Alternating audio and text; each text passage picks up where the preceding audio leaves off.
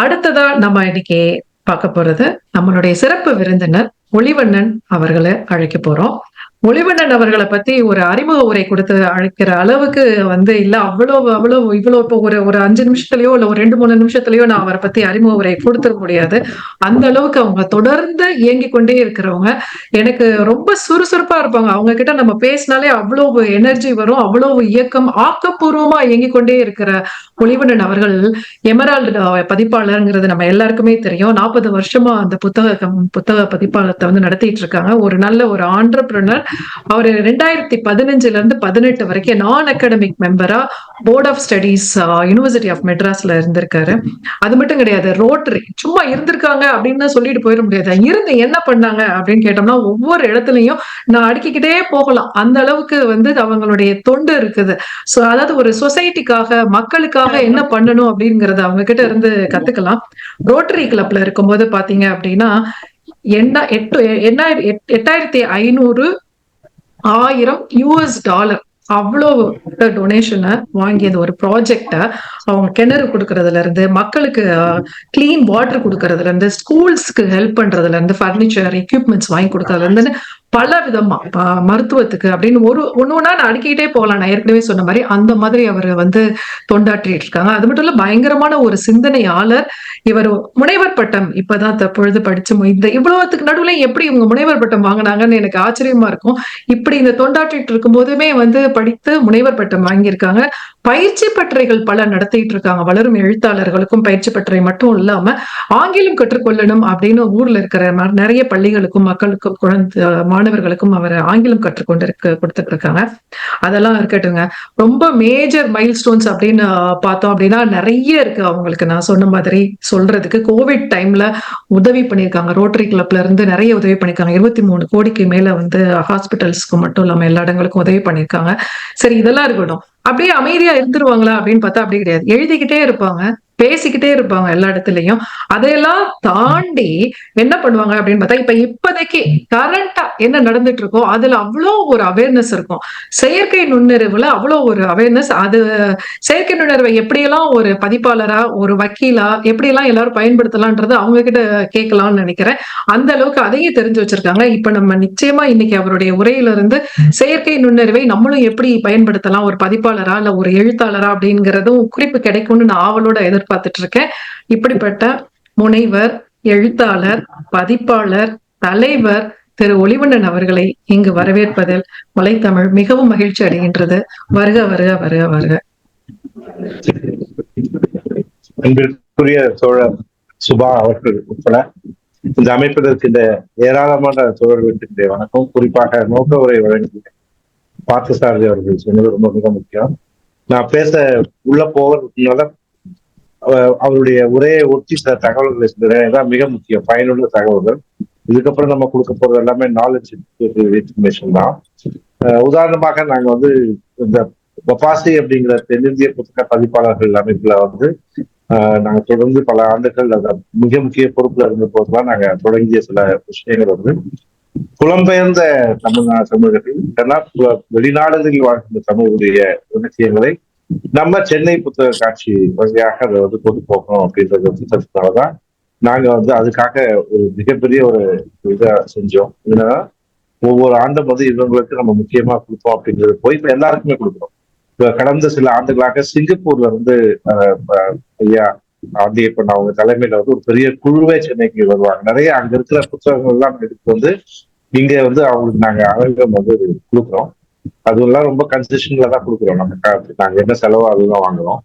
அதனால என்ன ஆகுதுன்னா, சிங்கப்பூர் இலக்கிய புத்தகங்கள் எல்லாம் இங்க வைக்கப்படுது. அவங்க தினம் அங்க இடத்துல நிகழ்ச்சி நடத்துறாங்க. நான் கூட ஒரு வருஷம் இருக்கும் ஏதாவது ஒரு மாலையில போய் அங்க பேசிட்டு வருவோம். அப்ப அங்க வர தமிழ்நாட்டில் இருக்கின்ற எழுத்தாளர்கள் சிங்கப்பூர் எழுத்தாளர்களுக்கு இடையே ஒரு கிராஸ் பாலினேஷன் ஆஃப் ஐடியாஸ் அப்படின்னு சொல்லக்கூடிய அளவுக்கு உருவாக்கக்கூடிய தளமா உருவாக்கிட்டோம். இது நீங்க கண்டிப்பா சென்னை புத்தக காட்சி 2025க்கு தயாராகுங்க அப்படின்னு நான் கேட்டுக்கிறேன். எல்லாரும் வரணும்னு அவசியம் இல்லை. இந்த எழுத்தாளர்கள் தன்னுடைய புத்தகங்களை கொடுக்கும்போது யாராவது சென்னைக்கு இதுக்காக வரவங்க ரெப்ரசன்டேட்டிவ்ஸ் வரலாம். இங்கேயே நீங்க அந்த ஸ்டால்ல இருக்கிற மாதிரி பார்த்துக்கிட்டீங்கன்னா நிறைய ஆளுமைகளை நீங்க சந்திக்கலாம். இது ஒண்ணு. ரெண்டாவது சென்னை இன்டர்நேஷனல் புக் ஃபேர் அப்படின்னு கவர்மெண்ட் ஆஃப் தமிழ்நாடு அரசாங்கம் செஞ்சுக்கிட்டு இருக்கு. அதுல நான் வந்து ஒரு மிக முக்கியமான ஒரு ஒருங்கிணைப்பாளர். 2 ஆண்டுகள் நடத்தி 3வது ஆண்டு நடத்துறேன். இதுலயும் நிறைய வந்து வெளிநாட்டு வாழ் தமிழர்கள் வந்து கலந்துக்கிறாங்க. இது வந்து முழுக்க முழுக்க வந்து இட்ஸ் என்னன்னா உங்களுடைய ஒர்க்கை வெளிநாடுகள் வந்து இங்க வரக்கூடிய மக்கள் மொழி பிரதிநிதிகள் இருக்காங்க, லிட்டரரி ஏஜென்ட்ஸ், அவங்களோட இன்டராக்ட் பண்ண முடியும். அது வந்து இது ஒரு பெரிய எக்ஸ்போஷர் நினைக்கும் சென்னை இன்டர்நேஷனல் புரிச்சுக்கோங்க. அதுக்கு அடுத்தது வந்து சென்னை எழும்பூர் கனிமரா நூலகத்துல ஒரு பகுதி அரசாங்கம் வந்து எங்களுக்கு ஒரு 20 ஆண்டுகளுக்கு முன்னாடியே கொடுத்துட்டாங்க. அந்த பகுதியில வந்து நாங்க நிரந்தர புத்தக காட்சின்னு வச்சிருக்கோம், பெர்மனன்ட் புக் ஃபேர் அப்படின்னு. அந்த இடம் வந்து அதை வந்து நாங்க தான் மேனேஜ் பண்றோம், பப்பாசி தான் மேனேஜ் பண்றது. அங்க நாங்க எப்படி வச்சிருக்கோம்னா நிறைய ரேக்ஸ் வச்சு, இப்ப என்னுடைய எமரல்ட் பப்ளிஷர்ஸ்னா எமரல்ட் பப்ளிஷர்ஸ், இப்ப சந்தியா பப்ளிஷர்ஸ்னா இது மாதிரி அவங்க ரேக்ஸ் வச்சு புக்ஸ் டிஸ்பிளே பண்றாங்க. நானும் திரும்ப பொறுப்புல இருக்கும்போது வேலை நாட்டுல இருந்து வரக்கூடிய தமிழ் புத்தகம் இடம்பெறணும் அப்படின்னு சொல்லி நானே சில ரேக்ஸ் எடுத்து மற்ற நாட்டு புத்தகங்களை அடுக்கி வச்சிருக்கோம். அதுல நீங்க வந்து நிறைய கன்செப்ட், ஏன்னா ஒரு ரேக்கு நீங்க எடுக்கணும்னு அவசியம் இல்லை. அப்புறம் அது கணக்கு வழக்குலாம் கூட சிக்கல் இருக்குன்னா எங்களை மாதிரி பதிப்பாளர் யாரையாவது கொடுத்தீங்கன்னா நாங்க வந்து தனியா வந்து அதை டிஸ்பிளேவே பண்ணி புக்ஸ் எடுக்கணும். It's permanent book fair. வருஷம் முழுக்க குறிப்பா விடுமுறை நாட்கள்லயும் அது வேலை செய்யக்குது. இதுல வந்து இயங்கலாம். இதுதான் மிக முக்கியமான ஒரு தகவல். அதுக்கப்புறம் நானும் நீங்க பேசின கருத்து எல்லாமே நான் சமீப காலங்கள்ல வந்து இந்த கருத்துக்களை வந்து நான் போற நாடுகள்ல அங்க இருக்கிற தமிழ் நண்பர்களை சந்திக்கும் போது அவங்க சங்கத்துல பேசும்போது நான் சொல்லுவேன். சமீபத்துல கூட நான் ஜெர்மனி போன ஆண்டு சென்றிருந்த போது கூட அங்க வந்து இதேதான் நான் வந்து சொன்னேன். முதல்ல நீங்க வந்து உங்களுடைய அமைப்பை வந்து உறுதி செய்யுங்க. அந்த அமைப்பை வந்து வெறும் நீங்க வந்து சங்கமாக மட்டும் இல்லாமல் ஒரு பதிப்பகமாகவும் நீங்க நிறுவுங்க. ஏன் அப்படின்னு சொன்னா நீங்க அந்த பதிப்பகமா கொண்டு வரும்போது தமிழ்நாடு அரசாங்கம் வந்து தமிழர்கள் வெளிவரக்கூடிய சிறந்த இலக்கியங்கள் வந்து பிற மொழிகளுக்கு போகிறதுக்கு மானியம் கொடுக்குறாங்க. அது இப்போ டைரக்டா நேரடியா உங்களால வந்து ஒரு புத்தகம் அப்படி செய்ய முடியாது. அதுக்கு சில நீங்க இங்க யாராவது ஒரு பப்ளிஷரோட பார்ட்னர்ஷிப் வச்சிருக்கீங்கன்னா அதெல்லாம் பாசிபிலிட்டிஸ் இருக்கு. ஆக மொத்தம் என்னன்னா நீங்க வந்து ஒரு ஸ்பானிஷ்கோ ஒரு ஜெர்மனுக்கோ இல்ல பிரெஞ்சுக்கோ உங்க புக்கு கொண்டு போறதுக்கு வாய்ப்புகள் வந்து தமிழ்நாடு அரசாங்கம் வந்து 2 ஆண்டுகளாக கொடுத்துருக்கு. அதனால நாங்க சொல்றது இதேதான். நீங்க உங்க ஊர் சின்ன ஊராக இருந்தா கூட சரி, கொலோனா இருக்கலாம் இல்ல வந்து பிராங்க்ஃபர்ட்டா இருக்கலாம், அந்த ஊர்ல இருக்கிற தமிழ் சங்கத்தை மட்டும் வச்சுக்கிட்டு நீங்க மட்டும் திரும்ப திரும்ப கூடிக்கிட்டு சந்தோஷமா இருக்கிறது ஒரு சிறு கிணறுக்குள்ள இருக்கிற மாதிரிதான். நீங்க நம்ம வந்து ஒரு ஃபெடரேஷன் மாதிரி நம்ம உலக அளவுல வந்து உண்டாக்குவோம். அதுல நாங்க ஏற்கனவே அதை முயற்சி செய்யறோம். சிங்கப்பூர்ல இருக்கு, மலேசியால இருக்கு, ஆஸ்திரேலியால இருக்கு, இன்னும் கேட்டா வந்து சின்ன சின்ன நாடுகள் எல்லாம் கூட இருக்கு.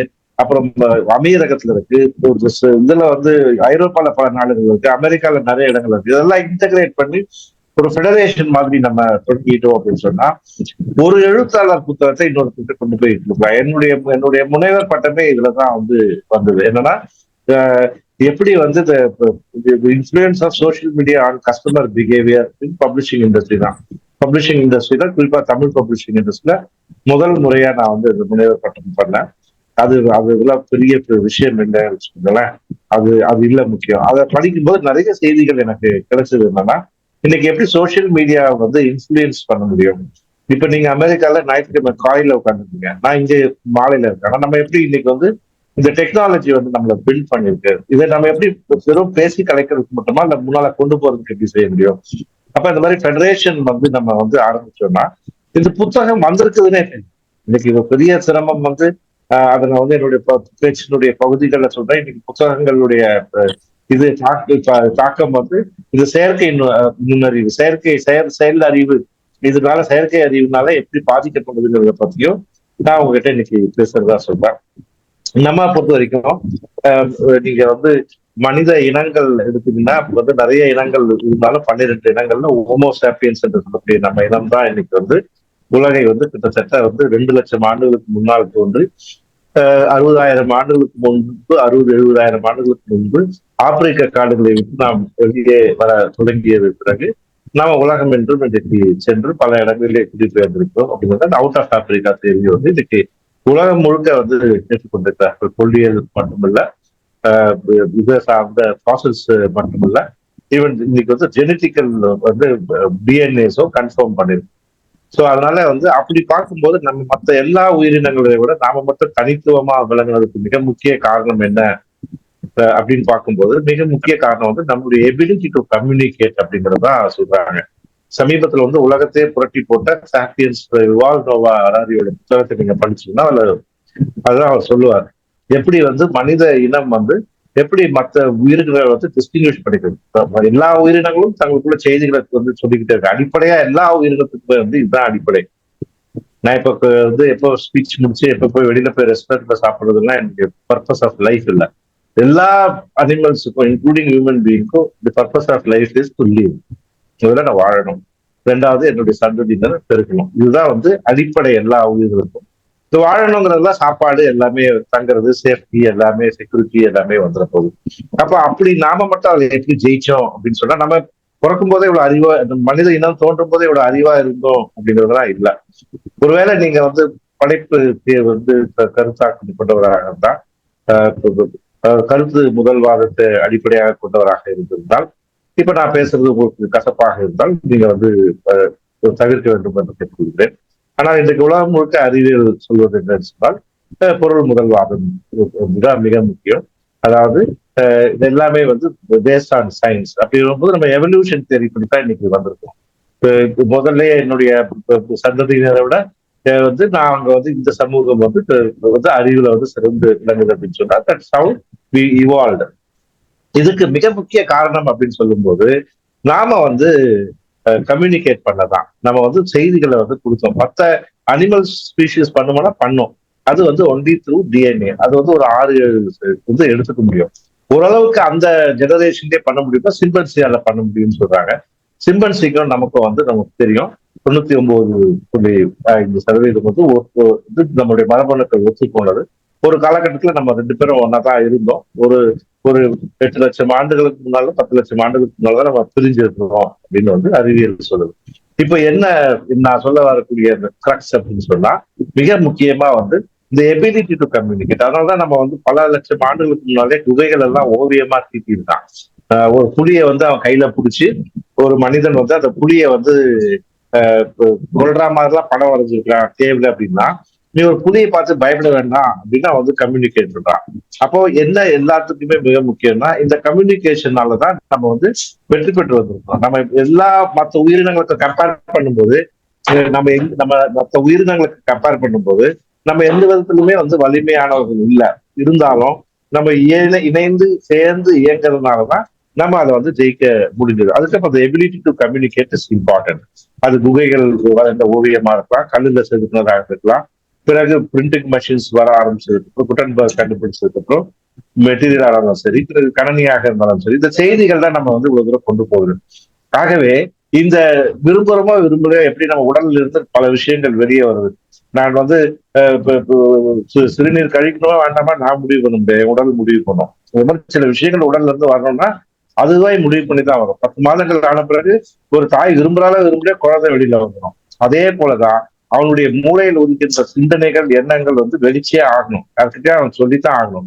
யாருமே இல்லைன்னா வரைஞ்சாத தள்ளிடுவானே தவிர செய்ய மாட்டாங்க. எழுதுறதுங்கிறது ஏதோ எக்ஸ்ட்ராடினரி, யாருக்குமே கிடைக்காது. எனக்கு மட்டும்தான் அந்த கடாட்சியம் கிடைச்சது, யாரோ எனக்கு வந்து கைப்பிடிச்சு எழுத வச்சாங்க அப்படின்னா நம்பாதீங்க. அதெல்லாம் இல்லை. நம்ம வந்து டைம் கொடுக்கல, அவ்வளவுதான். எல்லாராலையும் எழுத முடியும், எல்லாராலையும் கம்யூனிகேட் பண்ண முடியும். இன்னைக்கு வந்து அந்த வகையில பார்க்கும்போது நான் கொஞ்சம் அந்த பக்கம் வந்து பேசிக்கிட்டே அப்படி பார்க்கும்போது இன்றைக்கு வந்து மிக முக்கியமா வந்து இன்னைக்கு சொல்லணும்னு சொன்னா இந்த இந்த செய்திகளை வந்து எப்படி கொண்டு போய் நம்ம மற்றவங்க கிட்ட சேர்க்கிறோம் அப்படிங்கிறது. இந்த ஃபார்மேட் வந்து வேணா மாறி இருக்கலாம். கல்லுல இருந்து பேப்பர் வந்தது, பேப்பர்ல இருந்து இன்னைக்கு கம்ப்யூட்டர் வந்திருக்கலாம், நாளைக்கே செயற்கை நுண்ணறிவு வந்திருக்கலாம். இந்த ஃபார்மேட் வேணா மாறுமே தவிர நான் சொல்லக்கூடிய கருத்து வந்து என்னைக்குமே நிற்கும். அது ஒரே நிகழ்வை வந்து நான் பார்க்கிற பார்வை வேறையா இருக்கலாம், சுபா காரைக்குடி பார்க்கிற பார்வை வேறையா இருக்கலாம், அருள் பாஸ்கர் பார்க்கறது வேறையா இருக்கலாம், பார்த்தசாரதி பார்க்கறது வேறையா இருக்கலாம். இது வந்து பார்க்கிற கோணங்கள் மட்டும் இல்ல, அவங்களுடைய சோசியோ கண்டிஷன்ஸும் வந்து அது பின்னால நிற்கும். ஸோ இப்போ இப்படி இருக்கும்போது இந்த படைப்புங்கிறது வந்து தொடர்ந்து இருக்கக்கூடிய ஒண்ணுதான். இப்ப ஏன் நான் கொஞ்ச நாளா வந்து செயற்கை நுண்ணறிவை பத்தி அதிகமா பேசுறேன் அப்படின்னு சில நண்பர்கள் கூட கேட்டுக்கிட்டே இருக்காங்க. இதுக்கு காரணம் இன்னைக்கு உலக அளவுல வந்து பாதிக்கப்பட்ட ரெண்டு மிக முக்கிய எந்த துறைகளுக்கும் வந்து விதிவிலக்கு இல்லை. எல்லா துறைகளிலும் வந்து இன்னைக்கு இந்த ஆழிப்பேர இலைக்குள்ள சிக்கிக் கொண்டு தான் இருக்கிறது. காரணம் அது வளர்ந்துகிட்டே இருக்கு. ஒரு சின்ன ஒரு ஒரு ஒரு செல் உயிரி போல இருந்தது, கொஞ்சம் கொஞ்சம் கொஞ்சமா வளர்ந்து இன்னைக்கு வந்து ஒரு நாய்க்குட்டி போல வந்திருக்கு. கூடிய விரைவிலேயே வந்து இது வந்து ஒரு யானையாகி டைனாசர் போல வரக்கூடிய அளவுக்கு வந்து வேகங்கள் வந்து எடுத்துக்கிட்டு இருக்கு. இந்த நிகழ்ச்சிக்கு முன்னால நான் வந்து ஒரு தமிழ் சான்றோர் பேரவையில வந்து கிட்டத்தட்ட 1 மணி நேரம் அதுதான் பேசிட்டு இருந்தேன். எப்படி வந்து இந்த இந்த தாக்கங்கள் எப்படி இருக்கும், இனி வரும் உலகம் எப்படி இருக்கும் அப்படிங்கறத பத்தி பேசினேன். எனிவே அது இங்க ஸ்கோப் இல்லை. இங்க நாங்க ஏன் பதிப்பு துறைக்கு வந்தோம் அப்படின்னு சொன்னா, உலகத்துல 2 துறைகள் தான் முதல்ல வந்து இதை ப்ரொடெஸ்ட் பண்றாங்க. ஒண்ணு வந்து சினிமா துறை சார்ந்தவர்கள் வந்து ப்ரொடெஸ்ட் பண்றாங்க. ஏன்னா அதுல நிறைய இடங்கள்ல வந்து இது ரீப்ளேஸ் பண்ணது, பர்டிகுலர்லி எங்கெல்லாம் அங்க மனிதர்கள் இருந்தாங்களோ அது தேவையே இல்லை அப்படிங்கிற மாதிரி ரீப்ளேஸ் பண்ணது. 2வது போராட்டம் வந்து ரைட்டர்ஸ் கில்டு. ஏன்னா எழுத்து உலகில் வந்து நிறைய வந்து இதை வந்து காணாம போட்டு editor, sub editor, copy editor, அந்த மாதிரிதான் எல்லாமே ப்ரூஃப் ரீடர் யாருமே இல்லை, இப்ப தேவையே இல்லை. இன்னைக்கு கூட ஒரு பெண் வந்து நான் படிச்சிருக்கிறேன், எனக்கு இது கிடைக்குமா, வேலை கிடைக்குமான்னு கேட்டு வரும்போது எனக்கு அதை பார்க்கவே பரிதாபமா இருந்தது. ஏன்னா அது இப்ப எனக்கு தெரிஞ்சு ஒண்ணு இல்லைன்னா 2வது தலைமுறை பெண்ணாதான் இருக்க முடியும். சமீபத்துல ஏதாவது புத்தகம் வாசிச்சுன்னா எதுவுமே வாசிக்கல அப்படின்னு சொல்லிச்சு. அப்ப உலகத்துல என்ன நடக்குன்னே உனக்கு தெரியலையா அப்படிங்கிறத நான் கேட்டேன். இல்ல எனக்கு திருமணம் ஆயிடுச்சு பிப்ரவரி மாசம் அப்படின்ச்சு. பிப்ரவரி மாசம் திருமணம் ஆனதுக்கு அப்புறம் எத்தனை முறை வெளியில போய் சாப்பிட்டீங்க, எவ்வளவு துணி வாங்கினீங்கன்னு கேட்கும்போது வெக்கப்பட்டுக்கிட்டே எல்லாத்தையும் தெரிஞ்சு. நடுவில் ஒரு புத்தகமாவது வாங்கிருக்கலாம், நீங்க என்ன உலகம் நடக்குன்னு உனக்கு தெரியலையேம்மா அப்படின்னு சொன்னேன். ஆனா உண்மையாகவே வந்து ஒரு பக்கம் பரிதாபமா தான் இருக்கு. காரணம் அந்த அந்த 2வது உலக முழுக்க வந்து ஸ்ட்ரைக் பண்ணது, இதை ப்ரொடெஸ்ட் பண்ணது வந்து ரைட்டர்ஸ் கில்டு, பப்ளிஷர்ஸ். இது 2மே நடந்தது வந்து இந்தியால இல்ல, அமெரிக்கால தான் நடந்தது. அப்ப இன்னும் கூடிய சீக்கிரம் வந்து இது வரக்கூடிய இதெல்லாம் இந்த செய்திகளை எல்லாம் பார்த்துதான் நான் சில மாதங்களுக்கு முன்னால முகநூல்ல என்னுடைய பதிவுல வந்து நான் பதிப்பு தொழிலில் வந்து கொஞ்சம் வேலையை குறைச்சிக்க போறேன் அப்படின்னு போட்டேன். உடனே மறுநாள் வந்து நிறைய எனக்கு அழைப்புகள். சில பேருக்கு அதிர்ச்சி, சில பேருக்கு வருத்தம், சில பேர் உள்ளூர வந்து ஒரு ஒரு ஒரு சின்ன மகிழ்ச்சி கூட, அப்பா ஒழிஞ்சா அப்படின்ற மாதிரி கூட இருந்துக்கலாம். பல வகையான உணர்வுகளோட வந்த போது நான் எதுவுமே சொல்லல.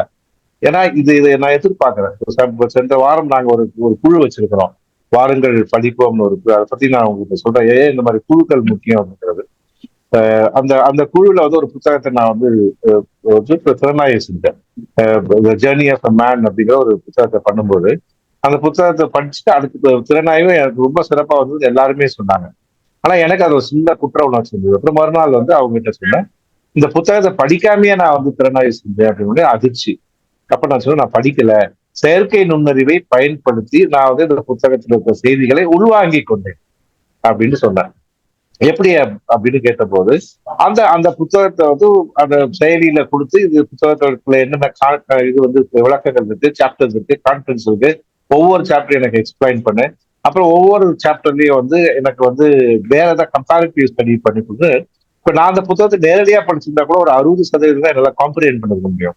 ஆனா இதே புத்தகத்தை நான் வந்து செயற்கை நுண்ணறிவு மூலமா பண்ணும்போது அந்த புத்தகத்தில் இருக்க செய்திகள் 90% வந்து என்னால உள்வாங்க முடிஞ்சது மட்டும் இல்லாம அது சம்பந்தமான மற்ற புத்தகங்கள் இருக்கிற செய்திகளையும் என்னால வந்து எடுக்க முடியுது. அதாவது ஒரு நல்ல ஆசிரியர் வந்து வகுப்பறையில நம்ம உட்கார்ந்தோம்னா எப்படி அந்த வகுப்பறை நமக்கு வந்து ஒரு சுகமான ஒரு அனுபவம், அறிவு பயணம் கொடுக்குமோ அதே மாதிரி இது எனக்கு கொடுக்குது. அதை விட 100 மடங்கு கூட கொடுக்குது. ஏன்னா ஆசிரியர்கிட்ட நம்ம குறிப்பிட்ட நேரத்துல தான் கேட்போம், இதுல அப்படி இல்லை. ராத்திரி பகல் அதை கேள்வி கேட்டு கேட்டு கேட்டு கேட்டு கேட்டு நிறைய உள் வாங்கிட்டு இருந்தோம். அப்ப படிக்கிற மெத்தடாலஜி வந்து மாறப்போகுது. அப்ப இதுக்கு வந்து எழுத்தாளர்களும் பதிப்பாளர்களும் தயாராகிக்கிட்டே இருக்கணும். நான் இன்னும் புத்தகத்தை போட்டா யாருமே வாங்கல அப்படிங்கிறது எல்லாமே இன்னைக்கு எல்லாருமே பேசுறாங்க. 50 புக்கு தாங்க போட்டேன், ஆனா அப்படியேதான் இருக்குது. இல்ல 50 புக்கு போட்டாங்க, எல்லாத்தையுமே வந்து ஃப்ரெண்ட்ஸுக்கு தாங்க கொடுத்தேன் அப்படிங்கிறதெல்லாம் இனிமே வந்து கொஞ்சம் கொஞ்சமா அது மாற வேண்டிய நிலைமை. புத்தகம் படிப்பது அப்படிங்கிறது வந்து வேற ஃபார்மேட்ல வரும். இப்ப நீங்க இப்ப இந்த 1 மணி நேரத்துல கிட்டத்தட்ட நான் வந்து ஒரு 3 மாசமா படிச்சுக்கிட்டு வந்த செய்திகளோ கேட்டதையும் தொகுத்து உங்களுக்கு வந்து ஒரு 20 நிமிஷத்தை நான் சொல்றேன் அப்படின்னு சொன்னா இதை நீங்க விரும்புறீங்க. இதுக்கப்புறம் நீங்க என்ன வேணுமோ இதை பத்தி இன்னும் போய் நீங்க அதிகமா அதை தெரிஞ்சுக்க போறீங்க. சோ இது இப்படித்தான் இனி வந்து நமக்கு வந்து இந்த செயற்கை நுண்ணறிவு வந்து நீங்க விளக்கமா கேட்டாலும் விளக்கமாவும் சொல்லும், இல்ல சுருக்கமா கேட்டாலும் சுருக்கமா சொல்லும். இப்படியான ஒரு காலகட்டத்துல வந்து பதிப்பு துறை வந்து மிக முக்கியமான ஒரு காலகட்டத்துல வந்திருக்கு. இதை பார்த்து நம்ம பயப்பட வேண்டிய அவசியம் இல்லை. சென்ற அமர்வுல கூட இறுதி கேள்வியா என்னுடைய அருமை சகோதரர் சௌரிராஜன் கேள்விதான் கேட்டாரு.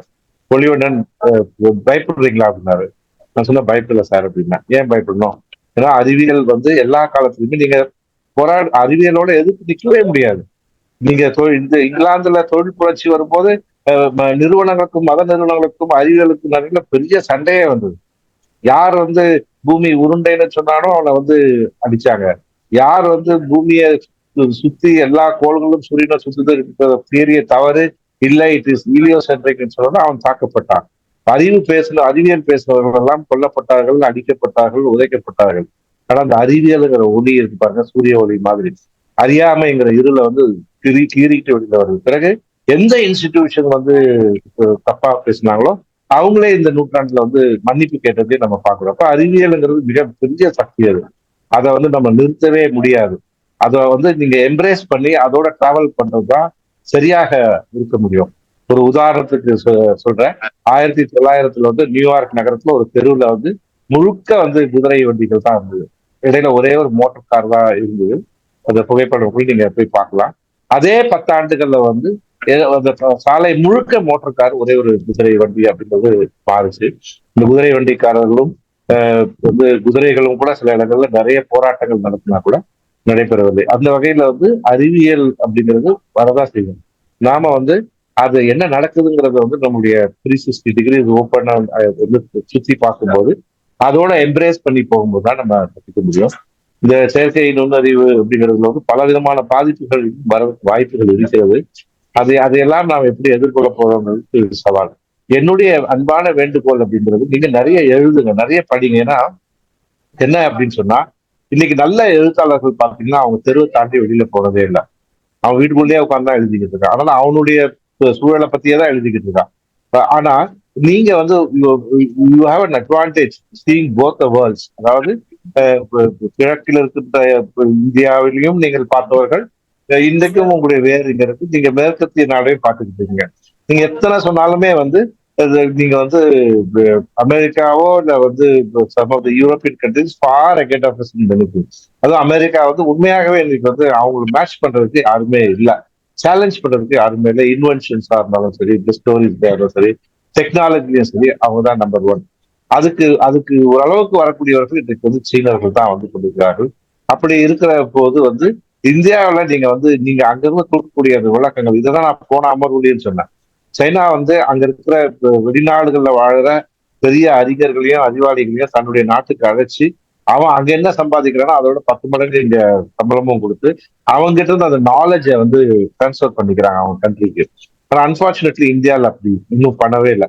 நீங்க அங்கிருந்து இந்தியாவுக்கு வரணும் அப்படின்னு சொன்னா பல கஷ்டங்களை சுமந்துக்கிட்டு தான் இந்தியாவுக்கு வரணும். இங்க வந்தா திரும்ப வந்து மந்த்லி எலக்ட்ரிசிட்டி பில்லு கட்டுறதுல இருந்து ஆதார் கார்டு வாங்குறது வந்து 1008 இன்னும் செல் டவர் கிடைக்கலப்பாங்கிற பிரச்சனைகள்லாம் இருக்கத்தான் செய்யும்.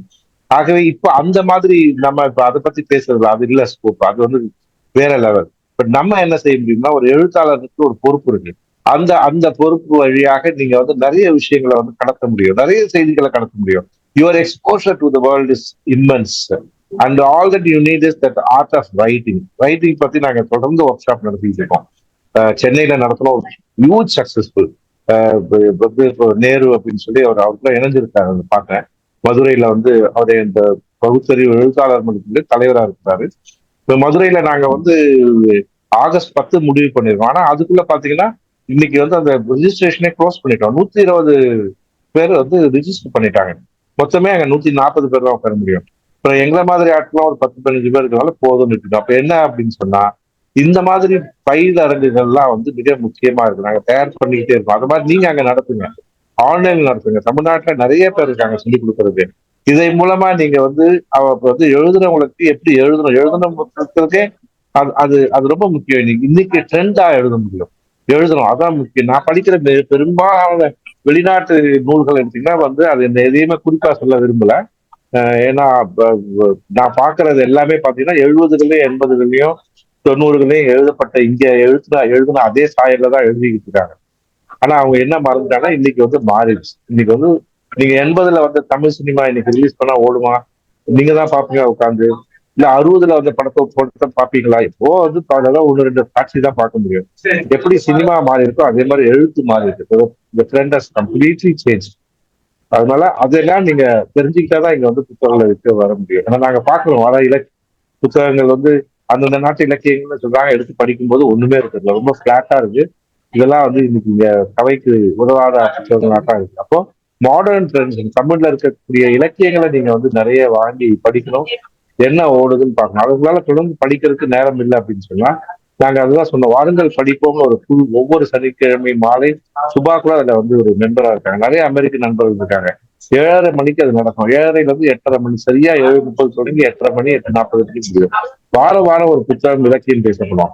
செவ்வாய்க்கிழமை அன்னைக்கு அதே நேரத்துல வாருங்கள் படைப்போம் அப்படிங்கிற நிகழ்ச்சி. அது அது அது உங்களுக்கு வாய்ப்பு கம்மியா இருக்கும். ஏன்னா அதுக்கு வீக் டே நீங்க கிளம்புற டைமா இருக்கும். அதெல்லாம் யூடியூப்ல கூட பார்க்கலாம். தமிழ்நாட்டுல இருக்க எல்லா படைப்பாளிகளையுமே அதை கொண்டு வந்து பேச வைக்கணும். அப்ப ஒரு படைப்பாளி எப்படி வந்து படைக்கக்கூடிய அந்த கருவை வந்து அவன் உள்ளத்துல உண்டாகுது, அவன் எப்படி எழுதுறான் அப்படிங்கறது நம்ம தெரிஞ்சுக்கிறோம். அதே மாதிரி வார வாரம் ஒரு புத்தகத்தை, அந்த புத்தகம் அப்படிங்கிறது ஒண்ணு சொல்லிடுறேங்க. நாங்க இது வரைக்கும் ரெண்டுத்தையுமே சேர்ந்து ஒரு 500-550 நிகழ்ச்சி நடத்தியிருப்போம். எமரால்டு பதிப்பகம், எமரால்டு பப்ளிஷர்ஸ், எழுநி பதிப்பகம், இதெல்லாம் எங்களுடைய இதுல இருக்கிற புத்தகங்கள் மொத்தமே ஒரு 10-12 புத்தகம் தான் செஞ்சிருப்போம். ஏன்னு காரணம்னா ஒரு பதிப்பாளன் எதாவது முன்னெடுப்பு செய்யும் போது அங்க வந்து அவனுடைய இன்ட்ரெஸ்ட் வந்துடும் அப்படிங்கிற ஒரு அச்சம் இருக்கும். அப்படிலாம் நான் எதுவுமே வராம இது ஒரு புது நோக்கோட தான் நாங்க செஞ்சுட்டு இருக்கிறோம். இப்போ இந்த மாதிரி வரும்போது நீங்க வந்து இன்னைக்கு என்ன கரண்ட் ட்ரெண்ட்ஸ் அப்படின்னு தெரிஞ்சுக்க முடியும். இப்போ எனக்கு நான் முதல்ல தொடக்கத்தை சொன்னது போல நீங்க வந்து உங்களுடைய அமைப்பை வந்து ஸ்ட்ரென்தன் பண்ணுங்க. நாங்க உங்களுக்கு வந்து இங்க ஃபோரம் கொடுக்குறோம். சிங்கப்பூர்ல இருந்து வந்தவங்களுக்கு நான் தனிப்பட்ட முறையில ஆனா தான் இல்லை, எங்களுடைய இந்த வாருங்கள் படிப்போம் குழு அமைப்பு ஒரு ஒரு நாள் கருத்தரங்கு வந்து சென்னையில இருக்க மிகப்பெரிய ஒரு கல்லூரியில வந்து ஏற்பாடு பண்ணி கொடுத்தோம். அவங்களுடைய நூல்களை பத்தி திறனாய்வு செஞ்சாங்க மாணவர்கள். எங்க குழுவை செஞ்சவங்க செஞ்சாங்க. இதை மாதிரி நான் அவங்களை வந்து கொண்டு போய் செய்யறதுக்கு உங்களை வந்து சுமக்கிறதுக்கு நாங்க தயாராக இருக்கோம். நீங்க வந்து இப்படிப்பட்ட ஒரு அமைப்பை வைத்து இத்தனை பேர் வந்து பேசுறீங்கன்னு நினைக்கும் போது அதுவே எல்லாத்துக்குமே தொடக்கம். ஹென்றி ஃபோர்டு சொன்னது போலதான், கமிங் டுகெதர் இஸ் பிகினிங். எல்லாரும் ஒன்றா சேர்வதே தான் தொடக்கம். Staying together is progress. நம்ம சேர்ந்து இருக்கிறதுங்கிறது அடுத்த மிக முக்கியமானது. பலவிதமான ஈகோ கிளாஷஸ் இருக்கும். நாம் பிரிவுனா நீ பிரிவுனா அதையெல்லாம் மறந்து ஹென்றி ஃபாயில் சொன்னது போல subordination of individual interest to organisation interest சொல்றது போல அமைப்பு தான் மிக முக்கியம் அப்படிங்கிறத வச்சுக்கிட்டு அப்புறம் கடைசியா வந்து ஒர்க்கிங் டுகெதர் சக்சஸ் அப்படின்னு சொல்வது போல நாம் வந்து இதை வந்து வெற்றியாக இந்த அமைப்பை வந்து இந்த வட அமெரிக்க எழுத்தாளர்களுடைய இந்த அமைப்பு கூட்டமைப்பு நிச்சயமாக உலக அமைப்பு அளவுல வந்து போகணும். நல்லபடியா நிறைய எழுத்தாளர்கள் வரணும். அந்த எழுத்துக்கள் எல்லா பக்கமும் நான் எழுதிட்டேங்கிறதுக்காக எல்லாரும் படிக்கணும்னு அவசியம் இல்லை. நான் எழுதுறத அவங்க படிக்கிற அளவுக்கு நான் கொண்டு போய் சேர்க்கறதுல எனக்கு திறமை இருக்கு. அதையும் நாம செய்வோம்னு சொல்லி நான் இப்படி இன்னைக்கு உங்களோட சந்திக்கிறதுக்கு வாய்ப்பு நல்கிய அருமை தோழி சுபா அவர்களுடைய நெஞ்சார்ந்த நண்பர்களை தெரிவித்து விடைபெறுகிறேன். நன்றி, வணக்கம். நன்றி, நன்றி, மிக்க நன்றி. தங்களுடைய உரை ரொம்ப சிறப்பாக இருந்தது. எல்லாருக்குமே தெரிஞ்சிருக்கும். நான் அதிகமா பேசுறதுக்கு முன்னாடி கேள்விகள் ஏதாவது இருக்கான்னு கேட்டலாம். ஒரு சிறு கேள்விகள் இருந்தா கேட்கலாம். இது கேள்வி நேரம். ஐயா, ஒரு சின்ன கேள்வி. நீங்க சொன்ன வாசிப்போம் அந்த குழுல எப்படி இணையறதுங்க? சென்னை இணைய வழியா இணையணுமா இல்ல ஒண்ணும் இல்ல இணைய வழியா? ஆமா, நீங்க ஒண்ணுமே வேண்டாம். உங்க பத்தி விவரம் வந்து உங்களுடைய ஒரு புகைப்படமோ உங்களை பற்றி ஒரு சுய விவர குறிப்பு உங்க எண்ண வந்து சுபாவுக்கு அனுப்பிச்சிருங்க. சுபா அந்த குழுல வந்து ஒரு முக்கியமான உறுப்பினரா இருக்காங்க. நீங்க சுபாவுக்கு அனுப்பிச்சிட்டீங்கன்னா சுபா வந்து அந்த குழுவுடைய தலைவி பேராசிரியர் உமா மகேஸ்வரிக்கு அனுப்புவாங்க. நான் வந்து ஃபாலோ பண்ணிப்பேன். உடனே அந்த குழுல உங்களை இணைச்சிருவாங்க. ஒவ்வொரு சனிக்கிழமை மாலை 7:30க்கும் செவ்வாய்க்கிழமை மாலை வந்து 7:30க்கும் இந்த நிகழ்ச்சி நடக்குது. நீங்க கூட அதுல வந்து கலந்துட்டு புத்தக திறனாய்வு செய்யலாம். இல்ல நீங்க ஒரு படைப்பாளியா இருந்தா உங்க படைப்புகளை வந்து நீங்க கொடுத்தா இங்க வாசிச்சுட்டு கேள்வி கேட்பாங்க. அதை பத்தி விவாதிப்பாங்க. அப்ப உங்களை பத்தி நிறைய பேர் தெரிஞ்சுக்கிறதுக்கு வாய்ப்பு இருக்கு. ஏன்னா சில நேரங்கள்ல 20-30 பேர் கலந்துக்குவாங்க. சில நேரங்கள்ல 70-80 பேர் வந்து கலந்துக்கிற ஒரு விஷயம் உண்டு. அது போக யூடியூப்ல ஒரு 100-150 பேரும் பார்க்கக்கூடிய வாய்ப்பு இருக்கு. இப்படியா நம்ம வந்து தொடர்ந்து ஏதோ செஞ்சுட்டே இருக்கிறோம். கண்டிப்பா செய்யலாங்க. நீங்க சுபாவை தொடர்பு கொள்ளுங்க. நன்றிங்கய்யா. எனக்கு நூல்கள் திறனாய்வு பற்றி தான் கேட்கணும். அதுக்குதான். நன்றிங்கய்யா. ரொம்ப நன்றி. ரொம்ப நன்றிங்கய்யா. அது நீங்க நூல்கள் திறனாய்வு இங்கேயுமே அவங்களுடைய யூடியூப்லயுமே இருக்கு.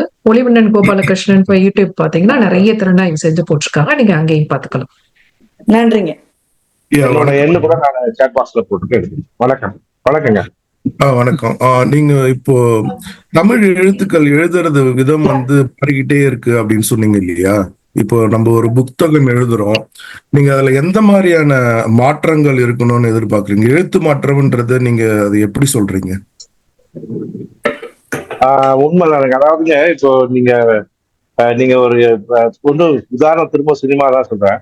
நீங்க ஒரு 40களில் வந்து சினிமா போய் பார்த்தீங்கன்னா வசனங்களே குறைவா இருக்கும், பாடல்கள் அதிகமா இருக்கும்.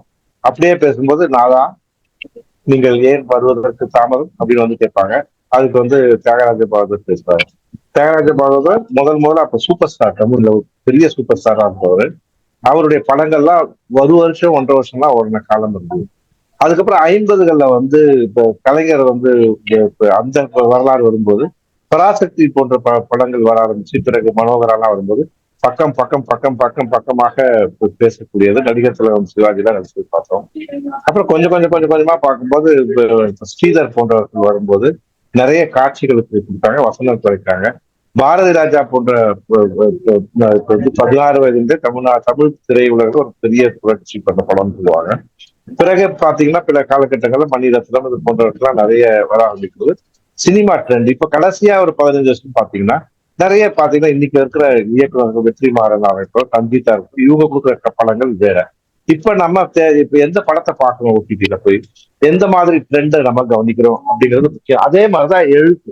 ஒரு காலத்துல வந்து எழுத்து வந்து அப்ப படிக்காத சமூகம் முதல் முறையா படித்து வந்தோம். அந்த தலைமுறைக்கு வந்து பல விஷயங்களை சொல்லுவாங்க. வைத்தியநாதன் அவர்கள் இப்போது காரிலே வந்து இறங்கி வைத்தியநாதன் அறைக்குள்ளே போனார். அறைக்குள்ளே டேபிள் மேலே வைத்தியநாதன் தன்னுடைய பேனாவை எடுத்து வச்சாருன்னா அப்படி எழுதுவாங்க. வீட்டிலே அவர் மனைவியிடம் தண்ணீர் கேட்டார், அந்த அம்மா தண்ணீர் கொண்டு வந்து கொடுத்தார்கள், குடித்தார் அப்படின்லாம் சொல்றது வந்து அது ஒரு காலத்துல வந்து மக்களுக்கு புரியறதுக்காக எழுதுனது. இன்னைக்கு ட்ரெண்டே வந்து வேற.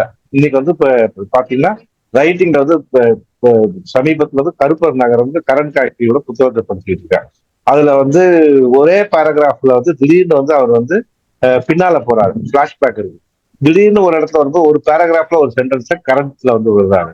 அதாவது இந்த நான் லீனியர் ஃபேக்ட்ஸ் அதாவது படிக்கிறவங்களை வந்து அந்த எழுத்தாளர். சமீபத்தில் ஒரு படம் பார்த்தேன், மகாராஜான்னு ஒரு படம், விஜய் சேதுபதி பார்த்தேன். சுபா எல்லாத்தையும் என்னை பத்தி சொன்னாங்க, சினிமாவை நான் பார்க்கறது சொல்லாம விட்டேன். அந்த படத்துல நான் ரொம்ப ஆச்சரியப்பட்டது என்னன்னா அந்த அந்த அந்த படத்தை பார்க்கணும், மற்றபடியாத கண்டென்ட்டுக்குலாம் நான் போல. அந்த வே இட் வாஸ் நரேட்டட், அதாவது எக்ஸப்ஷன். இப்ப அதை சொல்லி உங்க சஸ்பென்ஸை கிடைக்கிறதுல அதை எப்படி வந்து பல விஷயங்கள் உங்களை அந்த 2.5 மணி நேரம் பொதுவாக ஒரு படத்தை வந்து நான் பார்க்கவே மாட்டேன். ஒரு 1/2 மணி நேரம் பார்ப்பேன், மறுநாள் 1/2 மணி நேரம், அப்புறம் இல்லைன்னா பார்க்க மாட்டேன், நல்லா இருக்காது. ஆனா இந்த படத்தை தொடர்ந்து பார்க்க வச்சது அவன் சக்சஸ்ஃபுல்லா என்னை வந்து சிந்திக்க வச்சுக்கிட்டே இருந்தான். என்ன சொல்ல வரா, எது பிளாஷ்பேக் எது நிஜம்னே தெரியல. அந்த காலத்துல எல்லாம் வந்து பிளாஷ்பேக்னா உடனே ஒரு கொசுவத்தி சூழ்நிலை பின்னால போயிட்டாண்டு. அப்புறம் கொஞ்ச நாளைக்கு முன்ன வரைக்கும் கரண்ட்டுக்கு வந்து ஒரு கலரு, பிளாஷ்பேக்கு வந்து ஒரு லைட் கலர்ல போடுவாங்க. இதுல அப்படி இல்லவே இல்லை, ஒரே மாதிரிதான் இருக்கும். ஆனா நீங்க பேசுற ரிலாக்ஸ் வச்சு புரிஞ்சுக்கணும். அப்போ வாசகன் வந்து அதுதான் எதிர்பார்க்கிறான். அவனுக்கு வந்து அந்த தூண்டுதல், அறிவை தூண்டக்கூடிய விஷயங்கள் இருக்கணும். அவனை அந்த டோபமைனுங்க. இப்ப நீங்க ரொம்ப சாதாரணமா அப்படி நான் வந்து எதையுமே ப்ரொபகேட் பண்ண உதாரணத்துக்கு தான் சொல்றேன், எளிமையா புரியுது. முதல்ல வந்து விஸ்கி சாப்பிட்றவன் வந்து ஒரு பெட்டி சாப்பிட்டோம், 2 பெட்டி சாப்பிட்டோம், இஸ் டோட்டலி சாட்டிஸ்ஃபைட், ஒரு புது உலகத்துக்கு போன நினைப்பான். அதுக்கப்புறம் நம்ம கொஞ்ச நாள் ஆக ஆக ஆக அந்த 2 பெட்டி அவனுக்கு வேலையே செய்யாது, அவனுக்கு வந்து அந்த எஃபெக்ட் கிடைக்காது. அப்ப திரும்ப கூட ஒரு 2 பெட்டி சாப்பிட்டாதான் அந்த முதல்ல அவனுக்கு கிடைச்ச அதே டோபமைன் டிஸ்சார்ஜ் கிடைக்கும். இப்போ ஏற ஒரு ஸ்டேஜ்ல வந்து அவன் ஒரு 8 பெக்கு இல்ல ஒரு 3/4 பாட்டில் குடிச்சா கூட அவனுக்கு வராம போகுது. ஆனா அன்பார்ச்சுனேட்லி அந்த போதை வந்து அவனுடைய கல்லீரல்களை பாதிச்சிடும். அது வந்து மனிதனை பொறுத்த வரைக்கும் அப்படிதான். நீங்க எது இன்ட்ரெஸ்ட் கொடுக்குதோ, டோபமைன் டிஸ்சார்ஜ் ஆகுதோ, ஒரு கட்டத்துல வரும்போது அதுவே வந்து தானாவே பேலன்ஸ் பண்ணிக்கும். அதுக்கு மேல அதுல திருப்தியே இருக்காது, இல்லைங்களா? ஐஸ்வர்யா ராயே கூட சொல்லுவாங்க, ஐஸ்வர்யா ராயே கல்யாணம் பண்றவங்க கூட கொஞ்ச நாள் ஆனோடனே கிட்ட வராதுன்னுவான். ஏன் காரணம்னா அவனுக்கு அந்த டோபமைன் போயிடும். அது எல்லாருக்கும் பொறுத்துதான். அப்போ அதை எப்படி அவன் வந்து அதை செய்யக்கூடிய முடியும், தொடர்ந்து அதை செய்யக்கூடியதுன்னா அவன் அடுத்தடுத்த கட்டத்துக்கு உயர்ந்து போயிட்டே இருக்கிறான். இது படிக்கிறதுலயே உண்டு. படிக்கிற புத்தகங்கள் ரொம்ப ஸ்கூல்ல படிக்கும்போது படிக்கிற புத்தகங்கள் வேற, அதே காலேஜுக்கு வரும்போது வேற. அதை இன்னும் வாசிக்கும் போது அவனுக்கு தேடல் அதிகமா இருக்கு. என்னடா அது மொக்கையா இருக்குது அப்படின்னு நினைக்கக்கூடாது. அப்போ எழுதும் போது இன்னைக்கு வந்து போஸ்ட் மாடர்னிசம்லாம் வந்துச்சு. நீங்க வந்து லிட்ரரி ஃபார்ம்ஸ் வந்து பார்க்கணும். இன்னைக்கு அதுதான் ஆர்டிபிஷியல் இன்டெலிஜென்ஸ்ல போனீங்கன்னா, நீங்க ஏதாவது படிச்சு உங்களுக்கு பிடிச்ச ஒரு பேராகிராஃப் ஒரு பக்கத்தை எடுத்து படிச்சுட்டு அந்த பேராகிராஃப பத்தி அதுக்கிட்ட கொடுத்து, இதையே நீ வந்து போஸ்ட் மாடர்னிசம்ல எழுதுனா எப்படி எழுதுவேன்னு சொல்ல முடியும். இதே வந்து நீங்க சார்ல்ஸ் டிக்கன்ஸ் டைம்ல எழுதுனா எப்படி எழுத முடியும், விக்டோரியன் டைம்ல எழுதுனா எப்படி எழுத முடியும். நீங்க விதவிதமா வந்து எக்ஸாம்ஸ் பாத்தீங்கன்னா தெரியும். அததான் நான் சொல்ல வரேன். நீங்க இப்ப வெளிநாடுகள்ல எழுதுற எல்லாருமே 1980கள்ல எழுதின வந்து சமாச்சாரத்தையே அந்த விஷயங்களையே அதே நடையில எழுதும் போது அவன் என்ன நினைக்கிறான் இங்க பொதுவா வந்து சென்னையில இருந்து அமெரிக்கா போனவங்க வந்து என்ன நினைக்கிறாங்கன்னா, அமெரிக்காவுக்கோ கனடாக்கோ போனவங்க அவங்க கடைசியா நம்மளை எங்க விட்டுட்டு போனாங்க தெரியுமா, அதே இடத்துலதான் இருக்கான்னு நினைச்சுக்கிட்டு இருக்காங்க. இவங்களுக்கு என்ன தெரியலன்னா இவனும் வளர்ந்துட்டு இருக்கிறான்னு தெரியல, இவன் இன்னும் வேகமா வளர்ந்துட்டு இருக்கான். இந்த world has become village. So அதை அவன் உணரணும். இங்க இருக்கிறவன் இன்னும் அதேதான் கண்ட்ரி ரூட்ஸ். அவன் எச்ச துப்பின்னு தான் இருப்பான், ரோட்ல குப்பை போட்டுட்டு தான் இருப்பான், அது இருக்கதான் செய்யும். ஆனால் அவனுடைய அறிவு எந்த விதத்துல குறையல, அவனுடைய வேகம் அதிகமா போயிடுச்சு. ஆனா இன்னைக்கு வந்து புலம்பெயர்ந்த மக்களுடைய லிட்ரேச்சர்ஸ்ல வந்து ரொம்ப ரொம்ப குறைவு. சமீபத்துல நான் பார்த்ததுல வந்து நல்லா வந்தது. நான் இதுக்காக சொல்ல, சுபா புத்தகத்தை வந்து நான் வாங்கும் போதே நினைச்சுதான் அவன் ஐயோ அப்படிதான் இருந்துச்சு. ஆனா புத்தகத்தை படிக்கும் போது வந்து கவிதைகள் தான் வந்து ஒரு உலக தரத்துக்கு எழுதியிருந்தாங்க. அதே மாதிரி அவங்களுடைய தோழி பிரியா பாஸ்கரன் புத்தகமும் பார்க்கும்போது அசந்து போயிட்டான். சங்க இலக்கியத்தை வந்து எனக்கு கொடுத்த புக்கு சங்க இலக்கியங்களை நவீனத்தோட கலந்து எழுதினாங்க. அந்த ரைட்டிங் ஸ்டைலே வந்து அமேசிங்கா இருந்தது. இப்போ அந்த மாதிரி நான் உதாரணத்துக்கு நான் அவங்க நாங்களே வந்து ஒரு 20 பேருடைய புத்தகத்தை போட்டிருக்கோம் அமெரிக்கால இருந்து, இன்க்ளூடிங் வந்து என்னுடைய ஃப்ரெண்டு சக்தி அங்க. அதனால யாரையுமே நான் குறைச்சி சொல்லல, சமீபத்து உதாரணத்தை சொல்றேன். அந்தந்த காலங்கள் மாறும்போது அந்த காலத்துக்கு ஏற்ற மாதிரி உங்களுடைய எழுத்து ஸ்டைல் மாறணும். அதுக்கு ஒரே வழி நீங்கள் புத்தகங்களை வாசிப்பதுதான் வழி. நன்றி. சிறப்பு, மிக்க நன்றி. நேரம் கருதி நம்ம கேள்வி பதிலை இதோடு நிறுத்திக் கொள்வோம். ரொம்ப சிறப்பா சொன்னீங்க. எனக்கு இதுல இருந்து புரிஞ்சது என்ன அப்படின்னா, நிறைய படிக்க நிறைய நல்லா எழுதலாம் அப்படிங்கிறது தான். அதனால தொடர்ந்து படிங்க. நம்மளுடைய நார்த் அமெரிக்கா, வட அமெரிக்கால இது நீங்க மட்டும் இல்ல, நிறைய இடங்கள்ல நாங்க நிறைய செலிபிரிட்டிஸ் வரும்போது அவங்க பேசும்போது சொல்ற ஒண்ணு வந்து, நீங்க இன்னும் பழைய காலத்துல இருக்கிற மாதிரியே தான் எழுதிக்கிட்டு இருக்கிறீங்க அப்படிங்கறத சொல்லுவாங்க. அதை நம்ம புதுப்பித்துக்கிறதுக்கு நிறைய படிக்கணும். அதனால எல்லாரும் நிறைய படிச்சு நிறைய எழுதலாம். இப்போ நம்மளுடைய எழுத்தாளர்கள்லாம் ரொம்ப ஆர்வமா இருக்காங்க. அவங்கள ஒவ்வொருத்தரையா நம்ம வரவேற்றலாம். மிக்க நன்றிங்க ஒளிவண்ணன் ஐயா, மிக்க நன்றி.